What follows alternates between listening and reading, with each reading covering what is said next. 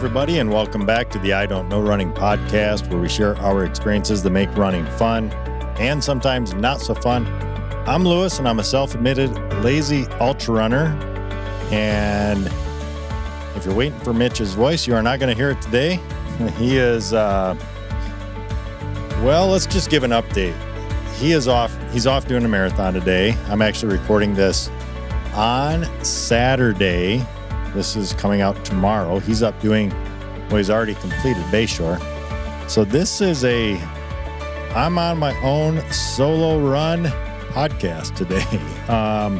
Just the way life works out. You know, we had a busy week last week. We recorded, we went live actually for the PT Sports Pro. They had an opening event, where they just invited a lot of supporters and friends and family of, the different PT Sports Pro people to just kind of show the space and just do a little bit of a celebration. Some of you may have seen that. We went live and we just interviewed a bunch of people that were there and just kind of went through some people. And we're actually going to use some of that for some future short snippet podcast maybe, or fillers, as this is a perfect example. I almost thought about pulling some of that because there's some really good interviews in there. It ended up being a lot of fun, and I learned a lot about a lot of people around the PT Sports Pro family. So there's actually some really cool things that we can pull out of there and just share at large with the I Don't Know Running podcast listeners. But anyway, that's where we were last week, which made for a super busy week. Matter of fact, before I hit record, I had to redo the studio again, get everything set up. I hope that everything is set up. It looks like everything is functioning correctly. I have some sound. I've got some video. So yeah, so I got all this set up. So needless to say, like I said, it was a super busy week last week. Mitch went and did another marathon last week, Mississippi, checked off the list. So that's really cool. Good for him. He's got to be down to, I think it's 7 states now. I think that would have been 7 left. So yeah, and then he was already planning to, this is one of his weekends where he both camps with family and does, pacing for Bayshore. Well, he always runs Bayshore, but the last couple of, 2 or 3 years, I guess, whatever it's been since they've had pacers, he paces for Bayshore. So that's where he's at right now. He finished today. Speaking of Bayshore, I did make some notes, but I did want to just give a shout out to Zach Ripley. He won it for the 3rd year in a row. So congrats to him. I did not see a time. I didn't get a chance to look it up, but just, man, kudos, hats off to him. 3 years in a row. Really cool. So yeah. So that's kind of the state of where the Mitch and I have been over the last couple of weeks, just kind of crazy busy and trying to line up podcast recordings and things like that. And we were going to record last week. I don't remember what day it was, but I just said, no, man, I just got to have the day off. Like, as it turned out, I just needed the day to be able to just cut my grass, get caught up on a couple of things at home. And so I just said, no, I can't, man. I've just got too many obligations at home. I got to get done. So anyway, so that's why I'm recording today. And this will be obviously a little bit different type of a podcast because I'm just speaking directly to you. I have nobody joining me. So yeah, but we're just going to kind of go over a few things. Number one, just where am I at with running and what do I have coming up? Because I'm really excited. Number one, I've got another pacing duty coming up at Charlevoix Marathon. Mitch does as well. We'll both be up there pacing that. So that's exciting. Love Charlevoix Marathon. If you have not done Charlevoix Marathon and you're considering one, and you've got if you have a half or a marathon in your back pocket ready to go, I don't think it's full. I didn't look. I probably should look at this. But if it's not, I would highly recommend signing up, go up there, run the race. It's an awesome event. Small town, Charlevoix feel. It's right. It starts and ends right downtown, right at the drawbridge on the north side of the drawbridge. You run out uh, roughly 7.5 miles for the half marathon and 13.1 for the full, and you come back. And the course is really nice. You get great views. I think we've actually talked about this before, but it's a lot of fun. Great event, well taken care of, well supported. Actually, you get pretty decent spectators on the course because they do a lot of leapfrogging, watching friends and family run the race. So yeah, I've got that coming up in about in about 2 weeks, I guess it would be. I don't have the date right off the top of my head, but it's roughly, I'm guessing it's about 2 weeks from now, Charlevoix Marathon. And then something else we've been talking about a little bit on the podcast is I am heading out to crew for Brian Steinberg, a good friend. He is running Western States. That I cannot wait for, because Western States is it's one of those races. It's kind of like Boston, the feels you get at that race. But I mean, honestly, I guess I would say it's better feeling than Boston. Boston is very, I don't know, just commercialized, and it's just different. It's just a different feeling.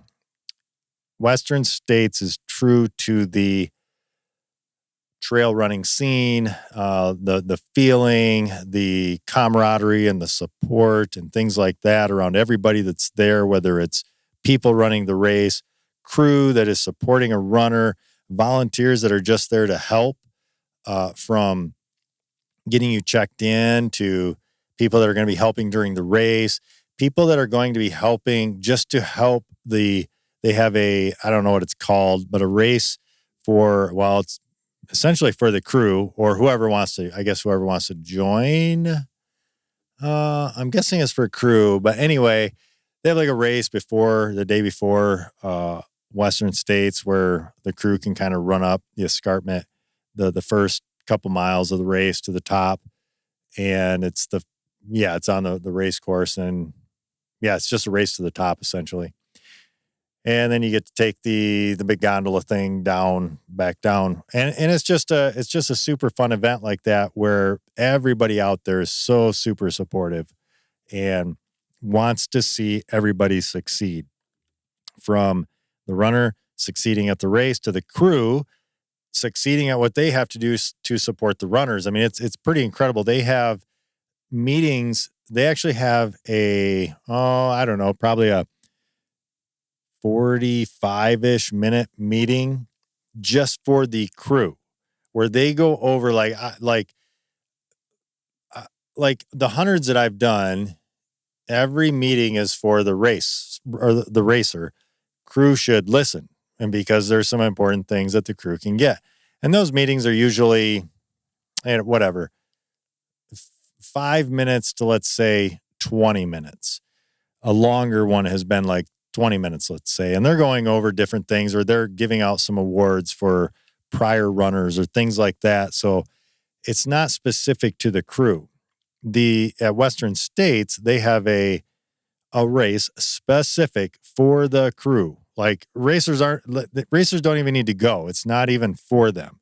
This is for the crew. Racers obviously can go. It's not like they can't go, but the whole meeting is so that crew can be comfortable. They get the crew very comfortable with what they have to do.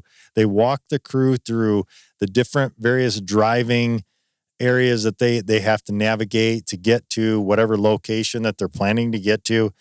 And they just make sure they talk through everything that they need to do. Like, ice. Let's say ice, but don't worry about ice. We're going to have buckets and buckets of ice for every single runner out there. And, so there's things like that they're going to go over and tell people, or, yeah, it's going to take you 3.5 hours to get to wherever, Robinson Flat. But don't worry, you have plenty of time. You don't have to break any speed limits or anything like that. Or, you're going up mountainous roads. Don't get nervous. Just take your time. You have plenty of time. They walk you through all of this stuff.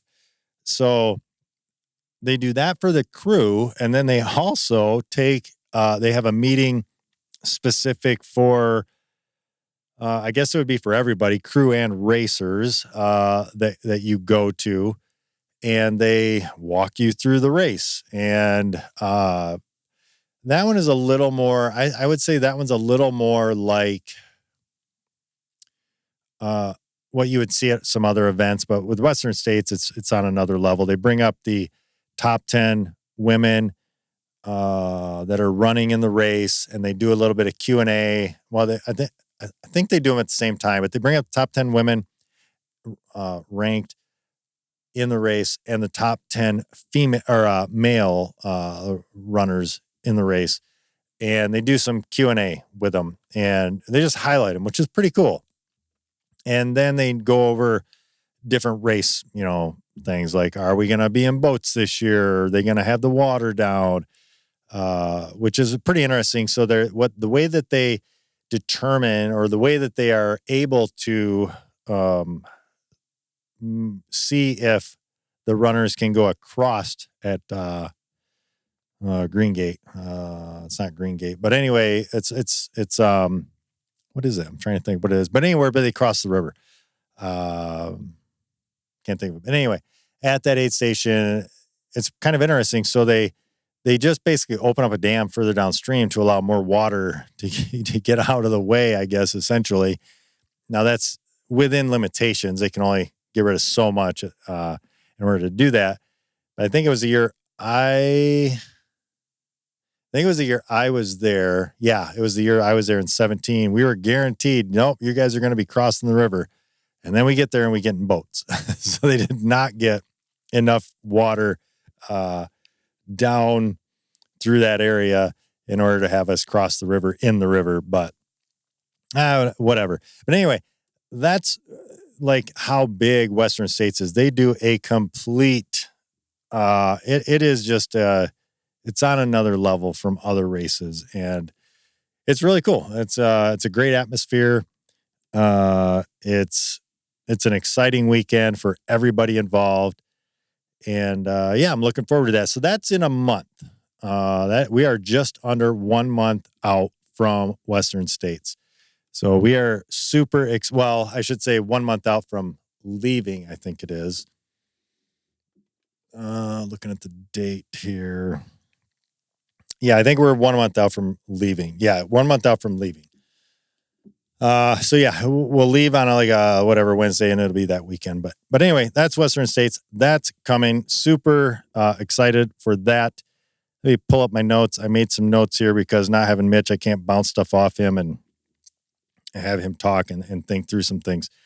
But yeah, I am back in full swing from taking some time off as well. I was gone on a super long golfing journey. I think I have mentioned I have a golfing problem. I'm a self-admitted lazy ultra runner with a golfing problem, and I've enjoyed a lot of golf this spring already. But I am back full swing now, running, and have logged some really nice trail miles where I normally run, which is Upper Mac. And those are just, man, it has been so good to be back on the trails. It is different than just running either on bike path or roads or whatever, asphalt. When you get off the trail and listen to nature, turn off the headphones and things like that. And even if you don't, just to get into nature, it is just something special. And just the fact that you can,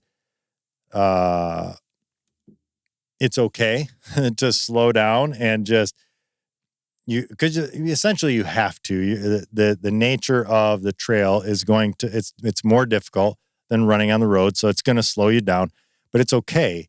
And in that process, I think it takes some of the pressure off of what we put on ourselves when we're on the road.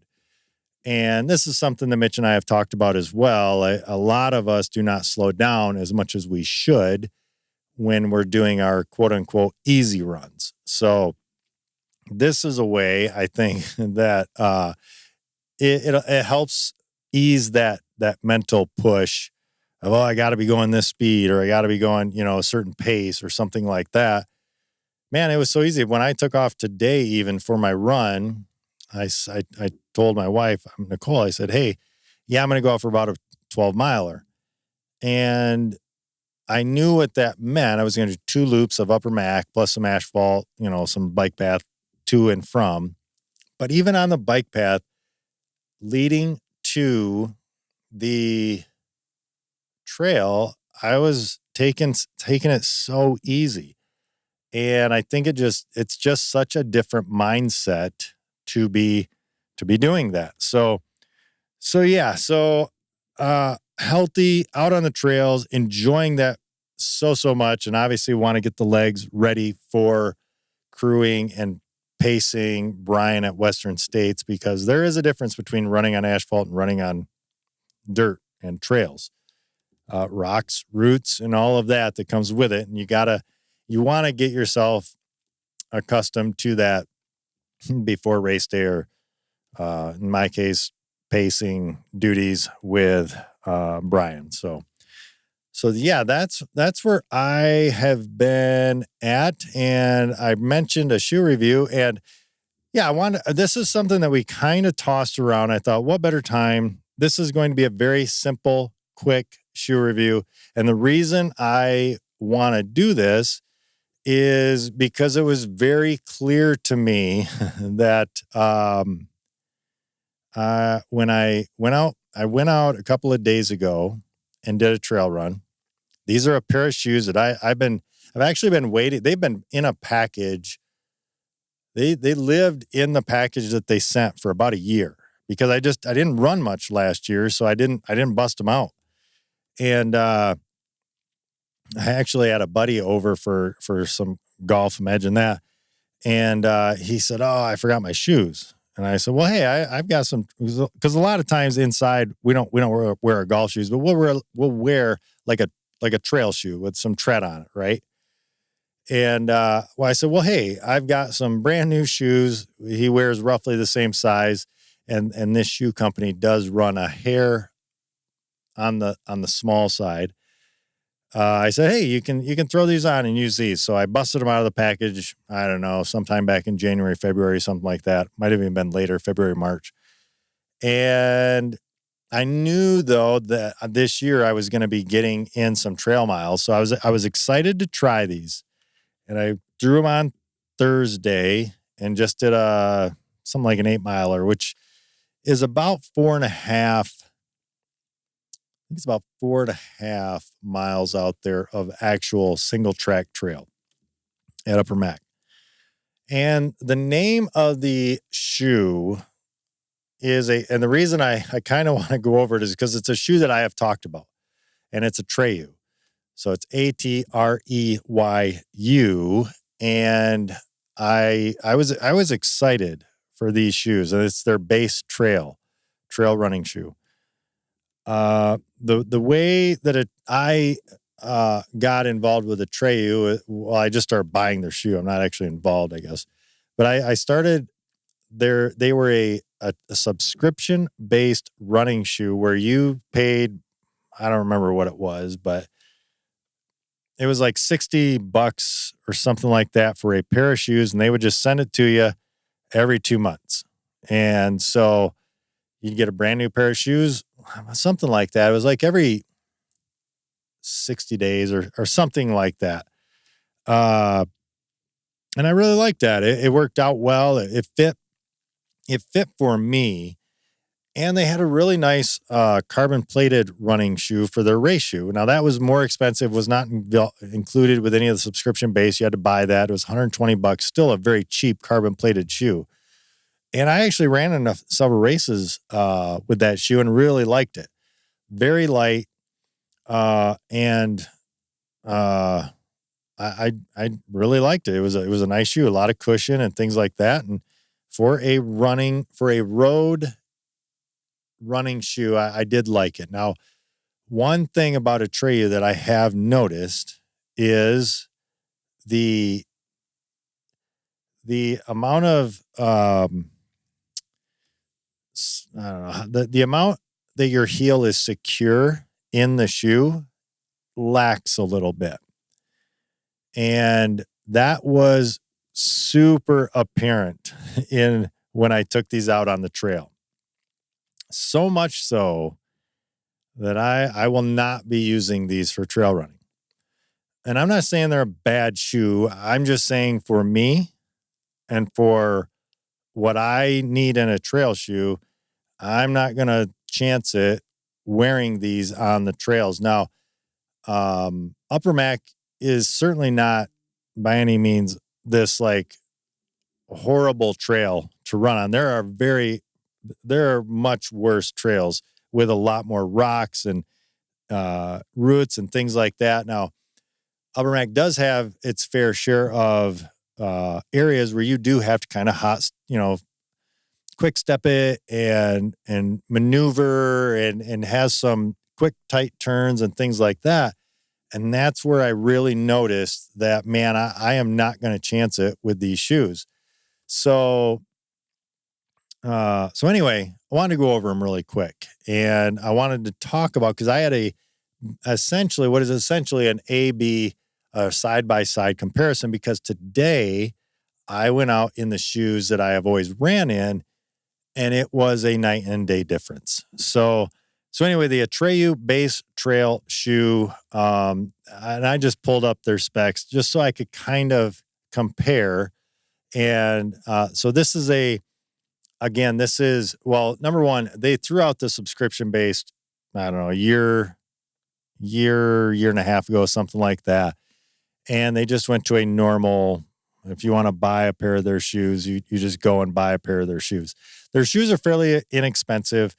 Looks like their base model running shoe is like $60, something like that. But I don't even know if they're doing that shoe anymore. Now they have what's called the Daily Trainer shoe, $75. It's on sale. It's normally $110. And their base model's on sale. It's normally $85. Again, so these are actually cheaper shoes, but they're very, very neutral. They're bare bones. There is nothing to these shoes. They're super light. I say super light. They're on the lighter end of a lot of shoes, I believe. Anyway, I know when I put them on, they feel very light. Their base model shoe is 5.85 ounces. That's super light. The thing about that shoe is it does not have they don't have an outsole. There's no bottom. It's just the EVA foam or some kind of a foam. I believe it's probably an EVA foam, but anyway, just has the foam. But they're only meant for like 150 or so miles. So that's why with that subscription base, they would just get you new shoes every month or so. Maybe it was like a month or 45 days or something like that. But anyway, so now they've got the Daily Trainer shoe, and then they've also got this Base Trail shoe. The Base Trail shoe, again, super neutral, flat shoe. Like you put your foot in it, it's there. There's not a lot of contour to it. Even the heel cup on the back of the shoe, it's just very flat. Like you do not feel super secure. I did not feel super secure in the heel in this shoe, which is concerning when you're running on trails. You want that heel to be planted in the shoe. So that was one thing I noticed right away. It is 9.6 ounces. So actually what's interesting I normally run in Salomon Ultra Glides. I love that shoe. I've loved that shoe ever since it came out. Tried it as soon as it came out, and that has been my go-to. They do have the Ultra Glide 2 now. I do not have that. I'm gonna have to probably get a pair of those and try them out. Interestingly enough, I pulled the size or the weight of the Ultra Glide is only 9.7 ounces. I was kind of surprised by that. But it made me start thinking is when I put on the Ultra Glides, it feels like, I don't want to say it feels bulky, but you feel like you've really got something on your foot. And so it was interesting to me that it is 1/10 of an ounce more than the Atreyu. And the Atreyu I didn't feel like I had anything down there. But that could have been the fit, and the feel of the shoe more so than obviously the weight, because it's essentially they're almost the same exact weight. So anyway, yeah, went out. They have the same drop, 6mm drop. Yeah. Other than that, there's not a lot to say. Other than like I said, the Atreyu shoe, it is bare bones. There's nothing to it. Super light, normal, just lace up. Nothing special about it. Super cushiony. I did think it was very cushiony. It's interesting. They say their cushion is moderate. I mean, it is. It's fairly cushioned. And the Ultra Glide, I would say, is fairly cushioned as well. Some people have said that they question the duration that foam in the Ultra Glides will hold up. I've not had any issue. I mean, I have noticed that. Yeah, if you're gonna want to put like 300 miles on that shoe, yeah, it's gonna break down. I would say it's somewhere between a race shoe and a training shoe. But a lot of shoes, that's all you're getting out of them is somewhere in the 300-mile range. So some less. But anyway, today I went out in the Salomon Ultra Glides, and man, the heel just was planted. It was perfect, felt amazing. So I will be back in those shoes. And as much as I want Atreyu to, to make it in the market, just because it's another shoe company that, I've been on board with them since the beginning. Was one of the OG subscribers to them through the subscription based. And I kind of like the guy that owns it, the CEO for them. It's just some of the stuff that he puts out. I think it's fun. And it's always nice to have something new to look at, as long as it's functional and works. And in this case, I would say they need to do something to that heel in the trail shoe in order to make that work. I would use these for just some general hiking, things like that you want a little bit of tread or something like that on the shoe. But outside of that, I'm not going to run in these. My heel moved way too much in these shoes. So anyway, that's the quick, just a quick trail or shoe review for the Base Trail by Atreyu. I will say, if you want to buy shoes from Atreyu, they do recommend, they do say their size runs about a half size small. I would say it's easily a half size small. If you are bordering on going up a size, like let's say you wear a 10, but you would border on maybe pushing it to a 10.5, I would at least get an 11, if not an 11 and a. Oh no,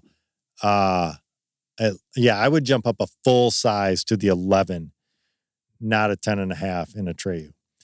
They do run very small for their shoe size. So that's one thing. If you wanted to check out their racer or their daily trainer, because I do like those shoes.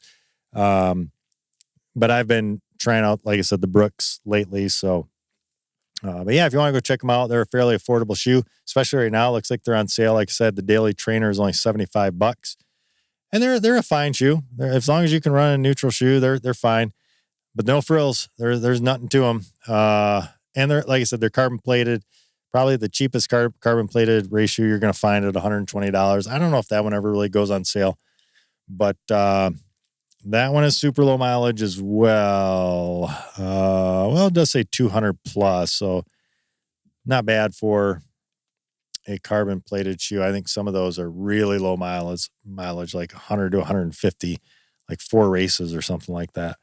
But anyway, that is the quick trail or shoe review for the Atreyu Base Trail shoe. That was my experience, and hopefully they can do something with that heel, and I think it'll be fine. It is interesting, though. I was running in those shoes on Thursday, and whatever's with that outsole on the bottom, I could hear, because they've got the lugs, the like mud, lugs on them. I could actually hear them popping off the mud for whatever reason. And I went out today, and I don't know if it was just drier or whatever. And well, I should say I wasn't even in mud. I'm not mud, because they're a white sole or a white foam, and you can't even see. So I wasn't even in like true mud. But some of the softer ground, it was crazy. It was like a popping.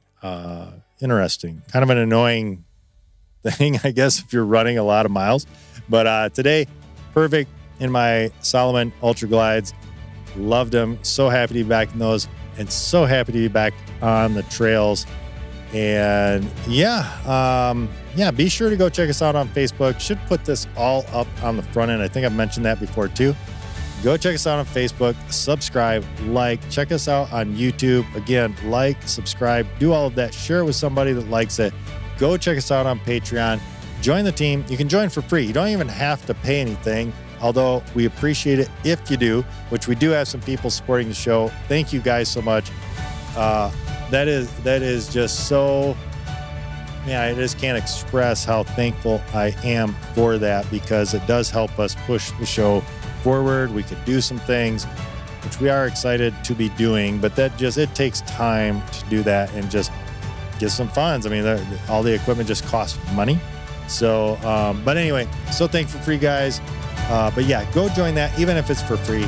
So thankful. But with that is going to wrap up this week's episode of the I Don't Know Running podcast. Be sure to tune in next time as we share more about what we just don't know. Until then, happy running.